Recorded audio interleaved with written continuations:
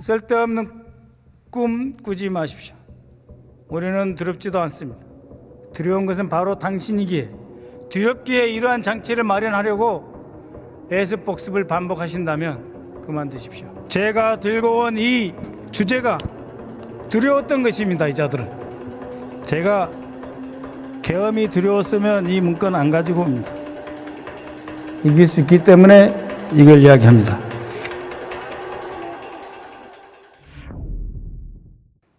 우리가 싸우고 있는 상대는 누구입니까? 칼 포퍼가 말했듯이 우리가 상대하고 있는 민주주의의 적은 누구입니까? 우리가 이겨내야 될 장애물, 우리가 극복해야 될 도전 과제, 과연 그것은 무엇입니까? 여러분, 지금 우리는 1979년 80년 이래 24년 만에, 아니죠, 44년 만에 정말로 전대미문의 미중위의 상황에 부닥쳐 있는 것입니다. 이토록 무능하고 이토록 무도하며 이토록 방약자관한 이 정권이 언론과 정치 세력을 탄압하면서 방송도 장악하고 마침내 경호처를 보강하고 집회 시위 법의 시행령을 개정하고 용산경찰서의 인력을 대거 늘리고 서울경찰청 테러 본부를 경호업무로 전환케 하고, 그리고 국회의원들이 대통령실 문 앞도 아니고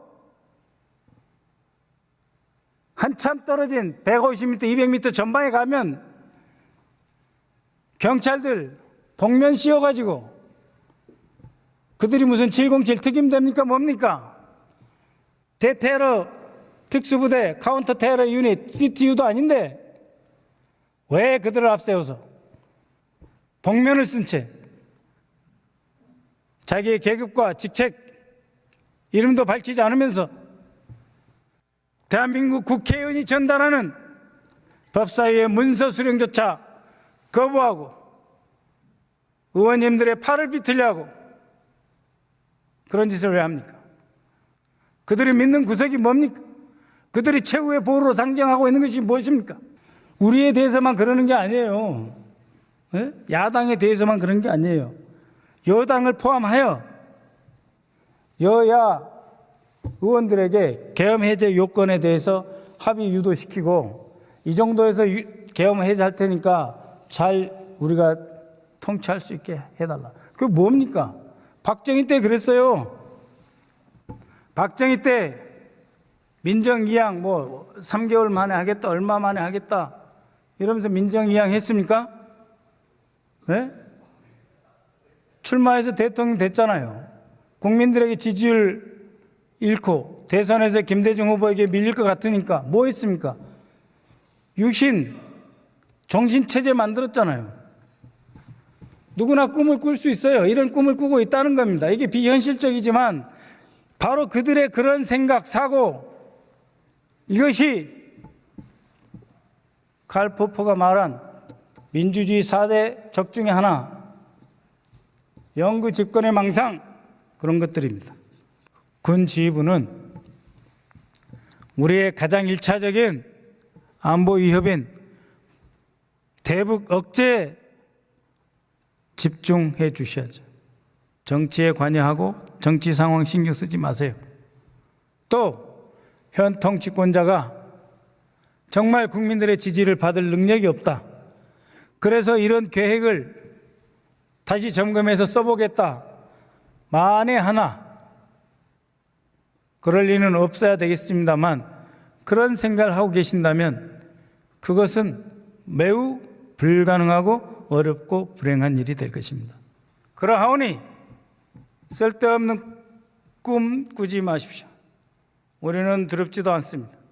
두려운 것은 바로 당신이기에, 두렵기에 이러한 장치를 마련하려고 예습복습을 반복하신다면 그만두십시오.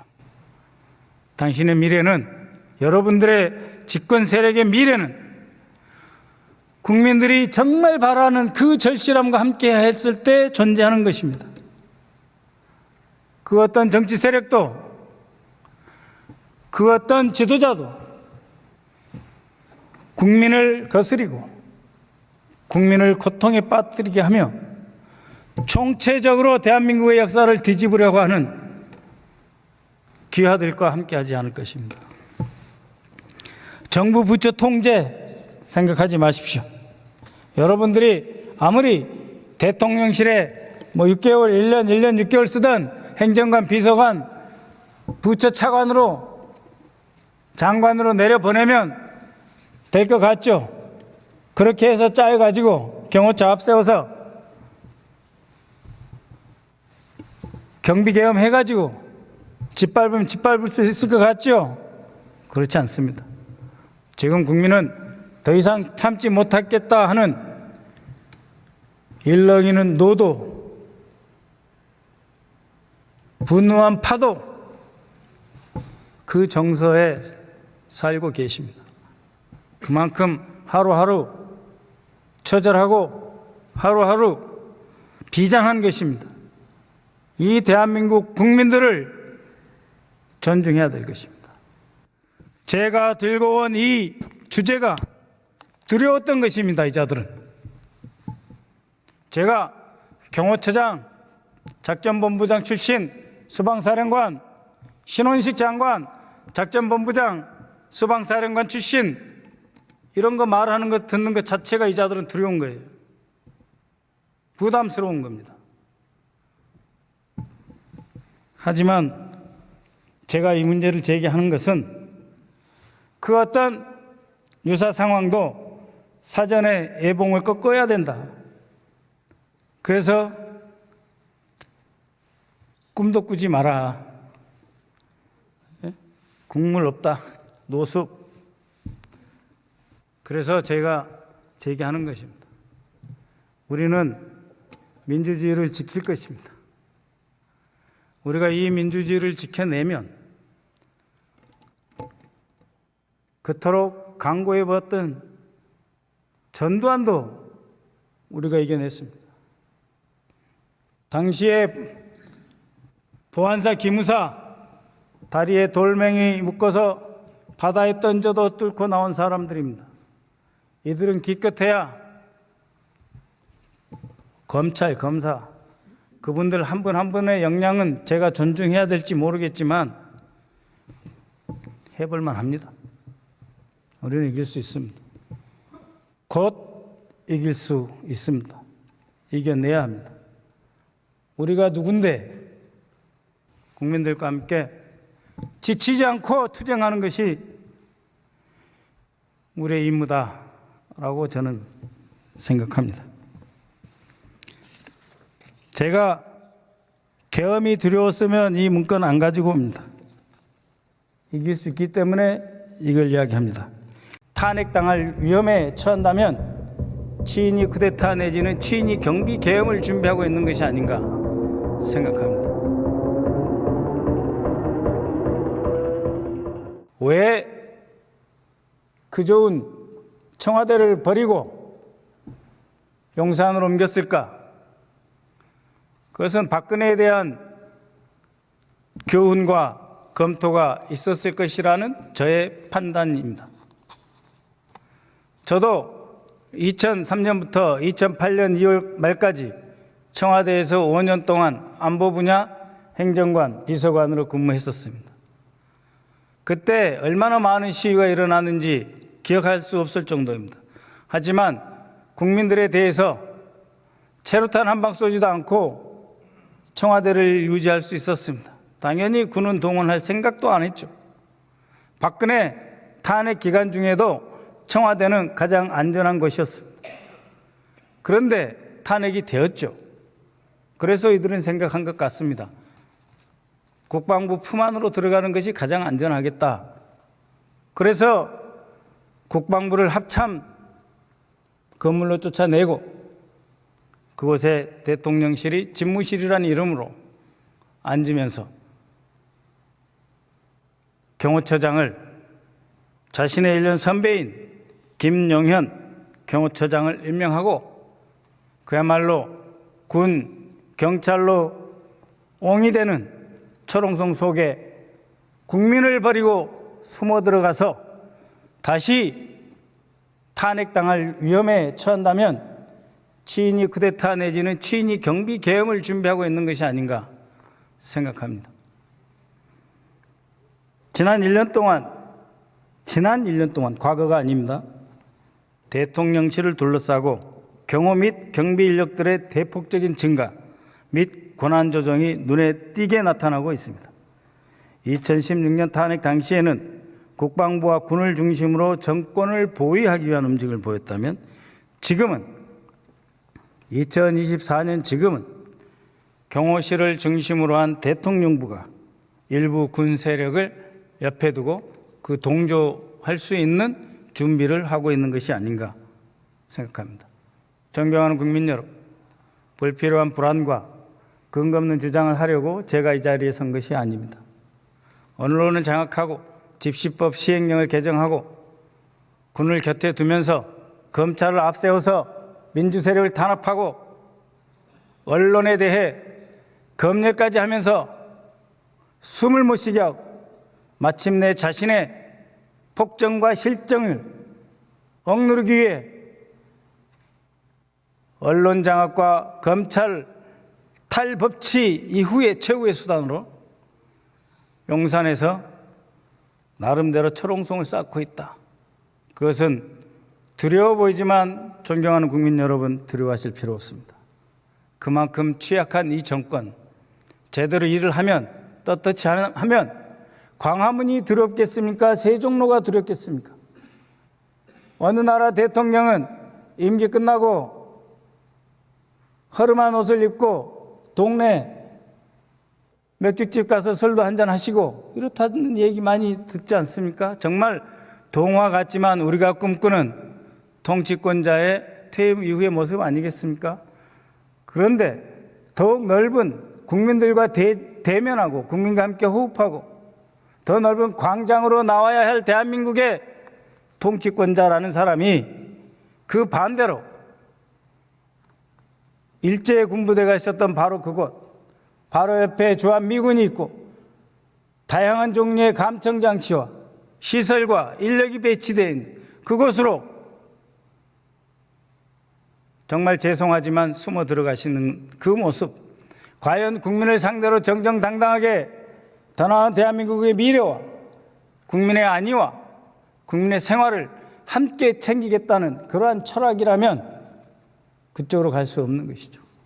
그리고 경호실이 2023년 5월 경호법 시행령을 개정해서 대통령 경호처장이 대통령 경호 활동에 필요한 군, 경, 공무원의 지휘 및 감독을 할 수 있는 중재권, 조정권을 확보하게 되었습니다. 존경하는 국민 여러분, 존경하는 선배 동료 의원 여러분, 존경하는 의원님들, 한번 생각해 보십시오. 우리가 그동안 알고 있던 경호실 두 종류가 있습니다. 하나는 차지철의 경호실이 있습니다. 대통령 비서실조차, 총리조차, 내무부 장관조차, 심지어 중앙정보부장조차 무시하고 대통령을 포위하듯 귀를 감싸고 동선을 통제하며 권력을 휘둘렀던 차지철 시대가 있었습니다. 두 번째, 대한민국의 경호실의 역사가 있습니다. 김대중 대통령, 특히 노무현 대통령과 문재인 대통령, 근접 경호는 최소한으로 하고 국민들과 시민들과 접촉면을 넓히면서 심지어 일정 부분 경호의 위험까지도 감수하면서 그 옆에 친근한 인상을 가진 경호원을 의도적으로 선발해서 배치하는 그런 경호실, 경호처도 있습니다. 권한은 약화시켰죠, 당연히. 두 종류의 경호실과 두 종류의 경호처가 있다 이 말입니다. 경호 운영 방식이 있어요. 그러나 이 정권은 차지철 시대로 돌아가고 있습니다. 즉, 대통령 경호를 위한 포괄적인 판단과 필요에 의해 용산경찰서 경찰 인력과 배속된 수도방위사령부 일부 병력에 대한 지휘 권한을 경호처장이 가질 수 있게 하는 초헌법적 탈법적 권한을 차지하려 하는 것이죠. 2023년 5월 여러 논란이 일자 자꾸 수정을 했습니다. 그러나 여전히 병력을 배속받아 경호실 판단과 필요에 사용할 수 있도록 길을 터놨습니다. 수도방위사령부 병력 일부를 지원받을 수 있도록 길을 터놓은 것이죠. 논란이 되었던 2023년 5월의 개정안은 이렇습니다. 경호처장은 경호 업무를 효율적으로 수행하기 위하여 필요한 경호구역에서 경호활동을 수행하는 군, 경찰 등 관계기관의 공무원 등에 대한 지휘, 감독권을 행사한다. 굉장히 강력하죠. 당연히 문제 제기될 수밖에 없었습니다. 그래서 이렇게 바꾸었습니다. 잘 들어보십시오. 경호처장은 경호 업무를 효율적으로 수행하기 위해 필요한 경우 관계기관의 장과 협의하여 법 제15조에 따라 경호구역에서 경호 업무를 지원하는 인력, 시설, 장비 등에 관한 사항을 조정할 수 있다. 지휘 감독권을 행사한다 하는 것과 조정할 수 있다 한다 하는 것과는 같은 말입니다. 법률적으로 같은 권능을 가진 것입니다. 용어만 다른 것이죠. 아까 제 앞에 진종호 의원께서 말씀하신 이거야말로 양도구역이죠. 이처럼 집시법 시행령 개정 그리고 대통령 등 경호에 관한 법률 시행령 일부 개정이 되었고 지금 또다시 이례적인 일이 벌어지고 있습니다. 이미 벌어졌습니다. 용산경찰서 이례적인 인력 충원입니다. 서울에 있는 경찰서 평균 1.1% 인력이 보강되었습니다. 그에 비해서 용산경찰서 11.1%의 병력이 증가되었습니다. 2023년 현재 용산경찰서에 배치된 경찰력은 842명으로 2021년에 비해 그러니까 문재인 정부에 비해 17.1% 123명이 증가했고 서울 다른 경찰서들의 평균 1.1%를 훨씬 상회하는 인원 증가율을 보이고 있으며 지금도 계속 축차적으로 증원되고 있습니다. 이는 대통령실이 과거 청와대 경호의 경부 업무를 일부 담당했던 종로경찰서의 662명, 2021년 현재 662명보다 30% 많은 숫자가 용산경찰서에 배치되어 있습니다. 당시 청와대 경내외를 경호하던 101단을 빼고 말하는 수치입니다. 용산경찰서에 과도하게 경찰력을 배치한 윤석열 정부의 의도가 무엇인지 의심하지 않을 수 없습니다. 진정으로 언론의 자유가 필요한 순간이 무엇이겠는가? 반헌법적 정권 탈취 내지는 반헌법적 궁정 쿠데타 가능성에서도 언론의 자유는 필요하다.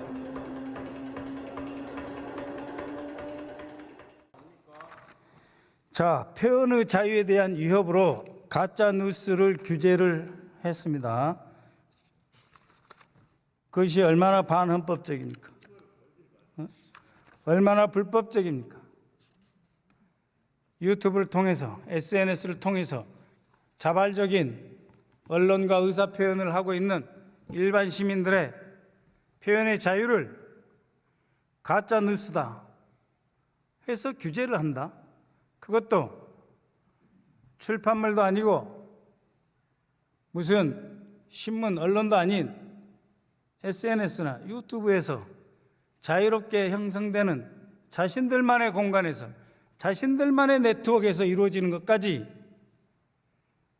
수사기관을 동원해서 규제한다. 방송진흥을 창달하고 방송민주주의를 신장시키고 북돋아야 할 의무가 있는 기관에서 과연 국민들의 최소한의 표현의 자유까지 위협하고 억압하고 겁을 주는 그러한 범죄적 행위, 문재인 정부 때 그런 것이 없었어요. 국방부로 기어들어간 대통령실 그곳에서 다 지시해서 하는 거 아닙니까? 검찰 앞세우고 안 되면 심지어 국민 권익위원장을 앞세워서 민주주의를 압살하고. 아니, 기본 개념상 국민 권익위가 국민의 권익을 훼손하는 행위를 지지하는 이런 반어법적 현상이 있을 수 있습니까? 그것을 아무렇지도 않는 것처럼 해요. 감사원이 감사를 하면서 감사원 법을 지키지 않습니다. 검찰이 수사를 하면서 그 어떤 형사소송법상 정당한 절차 존중하지 않습니다. 검찰이 형사소송법을 무시하고 국민권익위가 국민 권익을 위해 부디 지켜달라고 소청하는 그러한 사건들을 외면하고 청탁금지법으로 처벌해야 하는데 고급 300만 원 받아도 된다. 자기 존재 이유를 스스로 부정하고 있는 것입니다. 현재 두 사람으로도 모든 중요 결정을 내릴 수 있다라고 하는 방송심의위원회 이런 체제가 가능한 것입니까? 불가능하신 거죠. 그런 일을 시켜도 못하겠다 해야죠. 그런데 버젓이 합니다. 야당에서 추천한 위원들 임명을 안 합니다. 대놓고 안 해요. 왜 그렇게 뻔뻔할 수 있는 것입니까? 바로 힘을 쥐었다라고 하는 과장된 자신감 때문이죠. 힘을 갖고 있으니 할 수 있다. 검찰 권력을 갖고 있고 감사원 장악했고 언론 장악했고 방송 장악했고 권익이든 인권이든 뭐든 검사 출신으로 쫙 깔았고 그래서 니들이 뭐 할 건데?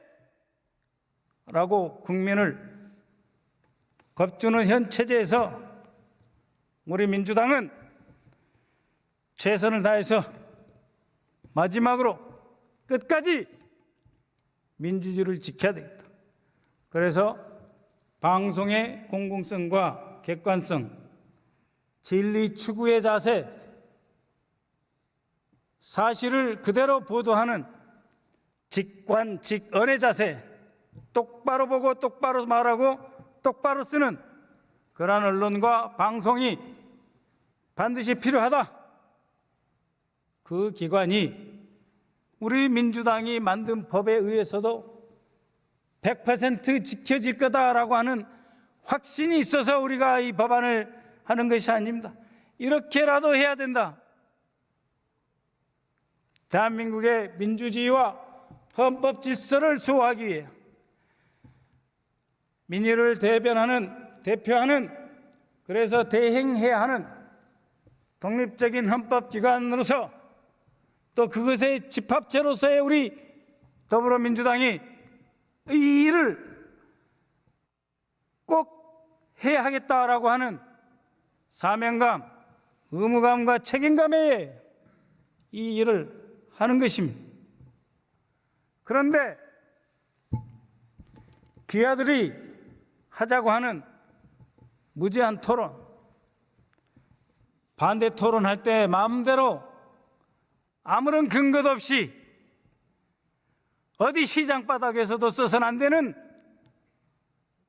그런 말들을 반복적으로 악의적으로 마치 듣고 온 백과사전에서 뒤지고 뒤져서 나쁜 말만 찾아내듯이 그러한 에너지와 정력을 써가면서 우리가 제시한 법을 폄하하고 왜곡하고 온갖 이 말은 우리나라 국어 사전에 있기 때문에 쓰겠습니다. 악다구니를 퍼부어가며 우리 당에서 제출한 법안을 반대라고 하는 말을 들어 오물을 끼얹는 이런 반헌법적 반의회적 행위를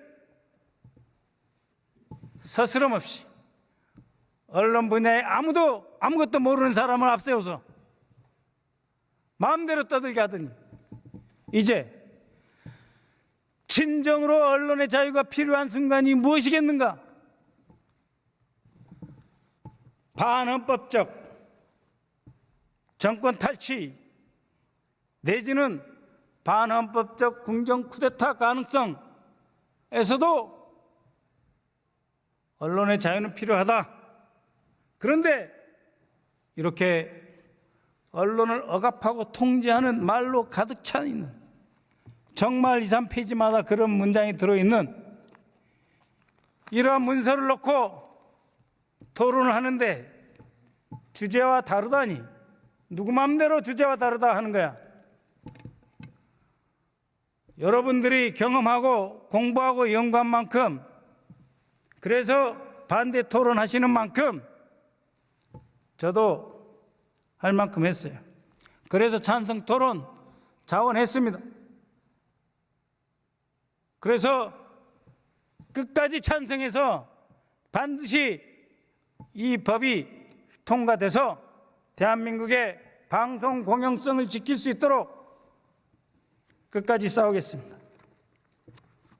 기아들이 나의 찬성 토론에 부담을 갖고 겁이 나서 본회의장을 지키지 못하고 밖에 있다가 의장님이 한 말씀 하시니 들어와서 잠깐 들었다 보는 척하고 또 돌아가는 그 모습이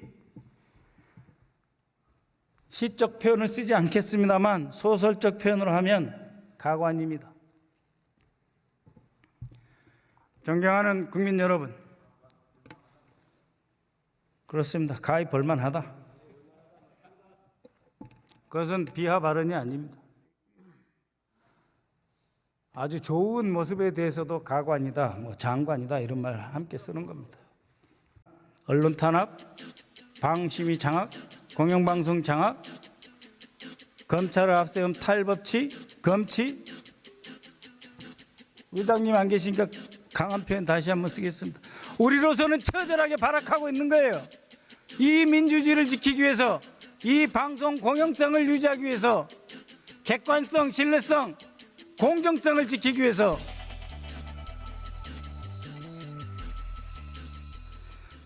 자, 여러분 다 아실 겁니다. 현재 집권 세력의 항맥 한번 봅시다. 충암고등학교 라인이 있죠. 대통령 윤석열 대통령님 님자 한번 붙여드릴게요. 8회입니다. 김용현 경호처장 1년 선배 7회, 이상민 행정안전부 장관 경찰 지휘 감독권을 가진 분이죠. 12회, 방첩사령부 기무사령관 했던 여인형 17회, 현 수도 방위사령관 이진우는 김용현 경호처장과 부친 때부터의 근무 인연으로 인해서 특수관계가 있습니다. 무슨 말씀을 드리는 것이냐 하면 경호처장 김용현 작전본부장 수방사령관 출신, 그리고 현 신원식 육사 37회 수방사령관 작전본부장 출신, 같은 보직 바로 이어받고 이어주고 이어받은 그런 관계, 국방부와 경호처, 그리고 그것은 현재의 방첩사령부, 기무사, 수도사령부와 연결이 됩니다. 수도사령부는 유사시 경호처장의 지원 요청을 받아서 경비계엄이든 비상계엄이든 군대를 경호처로 이관할 수 있는 의무가 있는 부대입니다. 그런 상황에서 탄핵 청원이 법사위에서 검토되고 있습니다. 그런데 존경하는 의원님들, 언제 경호처가 경찰 앞세워가지고 의원님들 맞고 팔 비틀라 그러고 서류 갖다 주면 길 저쪽에 바닥에 내팽개치듯이 그런 짓 한 경호처 보았습니까? 아니, 의원들이 가면 경찰 앞세워가지고 의원 목 마치 죽일 것처럼 그렇게 하는 행위 보셨습니까? 뭐 지금부터 연습하는 거예요? 그러니까 경비 계엄을 위해서 마치 의원들을 자극해서 의원들에게 경찰이 앞서서 물리력을 동원케 하고 그것을 뒤에 경호처가 백업하다가 여차하면 지원 병력 받아가지고 진위 쿠데타 형식의 경비 계엄 하려고 하는 것 같은데 꿈꾸지 마십시오. 그런 일 없습니다. 그러기 위해서 우리는 공영방송 바로 잡아야 되는 것입니다. 생각해 보십시오. 방통심의위원장하고 사무처장 둘이서 마음대로 결정해가지고 언론 보도 통제 하십시오. 그 권한 다 합수해 주고 계엄사령부 검열단에 주고 조금 이따 말씀드릴게요. 여기에 언론이 알면 안 된다 하면서 그 시행 계획까지 들어있어요. 그러면 정상적인 사람이라면 우리가 모두 정상적인 민주국가의 국회의원이라면 이런 걱정 안 해야죠. 할 필요가 없는 것입니다. 그러나 언론 탄압, 방심위 장악, 공영방송 장악, 검찰을 앞세운 탈법치, 검치, 마침내 경호처장을 중심으로 한 친위그룹의 형성, 이란에서나 보는 혁명 수비대 아닙니까, 이 자들이? 저는 그렇게 생각해요. 국제정치 박사로서 각국의 통치 체제에 대해서 연구를 했고 안보 정책을 검토한 그 결과 이들은 이란의 혁명 수비대와 같은 역할까지도 염두에 두고 있지 않는가 생각이 듭니다. 경호 관련 인력, 병력 증원, 인사조치가 잇따르고 있습니다. 정치를 잘못하고 국민들과 대화할 수 있는 능력이 없고 대한민국을 후퇴시킨다면 내려오시면 됩니다. 아무 걱정하지 마세요. 근데 왜 군을 동원하고 경호처를 동원해서 학교에 가면 학생 패고 언론인과 대화하면 언론 멱살 잡으려 하고 그 날카로운 손으로 국민들의 몸에 손을 댑니까? 감히 경호처 주제에. 그러면서 방송장악 다 해나가는 그 과정에서 위기를 느끼고 저희가 막으려고 하는 것입니다. 우리가 만들려고 하는 이 법 사실 얼마 되지도 않아요. 전체 대한민국의 방송 시스템에 비교해 봐서 과연 이 법으로 민주적인 공영의 가치를 실행토록 할 수 있는 효과가 얼마나 있겠습니까? 그러나 절실한 거예요. 처절한 겁니다. 여러분들 중에 일부 좌파니 걸핏하면 우리 당 보고 방송을 장악하니 우리가 무슨 방송을 장악합니까? SNS도 검열하시는 여러분들 앞에서 민주당이 무슨 방송을 장악하려고 합니까? 그 최후의 마지막 절벽에 서서 풀뿌리를 잡겠다. 마지막 공영방송의 숨통을 유지해 보겠다. 의장님 안 계시니까 강한 표현 다시 한번 쓰겠습니다. 우리로서는 처절하게 발악하고 있는 거예요. 이 민주주의를 지키기 위해서, 이 방송 공영성을 유지하기 위해서, 객관성, 신뢰성, 공정성을 지키기 위해서 이것에 대해 정치적으로 이렇다 저렇다 말하는 본인들의 과연 무슨 말씀하고 계시는지 돌아보십시오. 이렇게 유사시에 우리가 어떤 것을 해야 될 것인가, 그건 북이 남침도 있고, 한중 군사 충돌도 있고, 한일 간의 독도에서 교전도 있고, 여러 가지 그러한 그 유사시 상황에 대해서 늘 준비하고 고민하고 대책 세우고. 제가 아주 농담 한 말씀 올리면 학교 다닐 때 항상 인상을 쓰고 다녔습니다. 그래서 너는 왜 그렇게 인상을 쓰고 다니냐? 누가 싸울 것도 아닌데 늘 인상을 쓰고 다니냐? 그래서 나는 광주 민중항쟁을 직접 하진 않았지만 바로 그 옆에 살다가 돌아가신 분들 많이 보고 대한민국이 광주하고 전쟁하는 걸 봤기 때문에 좀 심리적으로 상황을 제가 조금 항상 더 어렵게 보는 경향이 있습니다. 선배들이 물어봐서 그렇게 대답을 했습니다. 상황을 좀 어렵게 보고 거기에서부터 대책을 세우고 거기서부터 늘 준비를 합니다. 그래서 좀 늘 긴장이 되어 있고 태도가 약간 경직된 것으로 보일 수 있겠네요. 그리고 선배한테 이야기를 했더니 그래 막걸리 먹으러 가자 그런 적이 있습니다만, 혹시 저에게 여러 의원님들을 제가 잘 모셔야 하고 대화도 많이 하는데 그런 모습이 보인다면 그런 상황에서 안보를 쭉 담당해 왔고, 또 지금도 항상 유사시에, 여기서 말하는 유사시라고 하는 것은 전쟁 또는 위기 발생을 이야기합니다.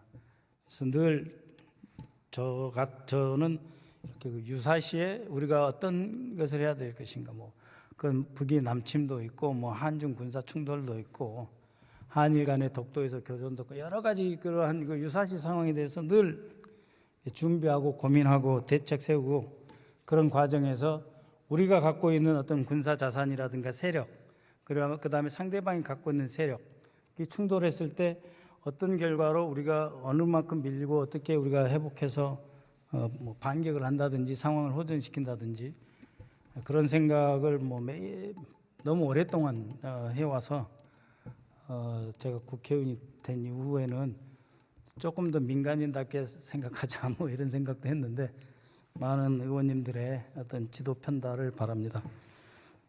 좀 더 이렇게 좀 이렇게 덜 긴장되고, 오히려 사람이 좀 이렇게 여유가 있을수록 창조적이고 좀 더 협력적이고 건설적인 내용이 나오는데, 그런 방향으로 갈 수 있도록 더욱 노력을 하겠습니다. 다만 오늘 우리가 처해 있는 이런 상황이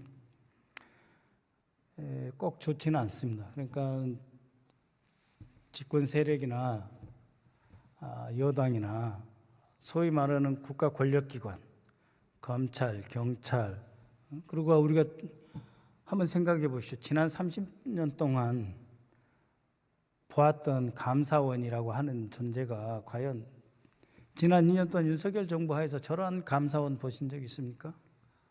저러한 검찰 보신 적 있습니까? 없잖아요. 질적으로 새로운 종, 다윈이 말하는 새로운 종이 나타났고 그 새로운 종을 우리가 상대하고 있는 것입니다. 제가 이 국내 이 정세를 분석해 보면서 우리가 어떤 태도와 어떤 정책 방향을 견지해야 될 건가 생각을 해봤는데, 극우에서 극좌까지 0에서 10, 10이 극우라고 하면 보통은 우리가 우리가 진보라고 주장을 하지만 실제로 우리의 어떤 위치는 5, 6, 7에 있었거든요. 1부터 10이 있으면 5, 6, 7 중도라고 하지만 살짝 오른쪽에 있어요. 근데 저 사람들은 9 아닌 10에 가버린 거예요. 그러니까 저 사람들이 평소에 8, 9에 존재해 있다가 우리는 5, 6, 7에 있고 저 사람 8, 9. 그래서 우리가 경쟁하는 것은 7, 8 정도예요. 사실은 매우 보수적인 세력이 우리가 말하는 중도층입니다. 그 중도층에서 이 사람은 훨씬 저쪽 극으로 가 있는 거예요. 그러니까 우리가 5, 6, 7로 있었어도 우리 그 민중의 다수 대중으로부터 민주당은 보수적이다 말을 듣는데, 저 사람들이 9, 10으로 가버렸기 때문에 그 공간을 채우다 보면 우리도 8, 9로 가던 경향들이 있어요. 그래서 5, 6, 7을 견제하면서 8까지만 가야 되는데 그 조절이 잘 안 되는 경우가 있는데요. 그래서 우리에게 새로운 공간이 있으면서 동시에 우리의 기조가 흔들리는 그런 그 모순적 상황에서 이 전국에 대처해 나가면서 새로운 경제 정책, 더 나은 경제 정책과 국정 운영 방향을 제시해야 한다는 그런 어려움이 있는 것이죠. 그러니까 우리가 우리의 포지션을 오른쪽으로 가자는 것이 아니고 더 확장시켜야 되는데 그것을 확장을 안 시키려고 해도 저들이 너무 오른쪽으로 갔기 때문에 이 빈 공간이 존재하는 것입니다. 이것을 우리가 내용적으로 채우다 보면 우리의 기조가 또 저쪽으로 따라가게 되는, 우리도 모르게 따라가게 되는 경향. 그래서 원래 우리가 당연히 지키고 함께 했던 우리 다수의 서민 중산층으로부터 약간 유리되는 그런 경향도 없지 않아 있는 것 같아서 복잡하면서도 지금 어려운 상황이 있는데 그것을 지금 더 악화시키는 것이 바로 우리가 전혀 경험하지 못했던 이분들의 동태입니다. 그러니까 이들이 최대한 우리가 자에서 극우까지 10까지 밖에 생각 안 했는데 이 사람들은 14, 15까지 가 있어요.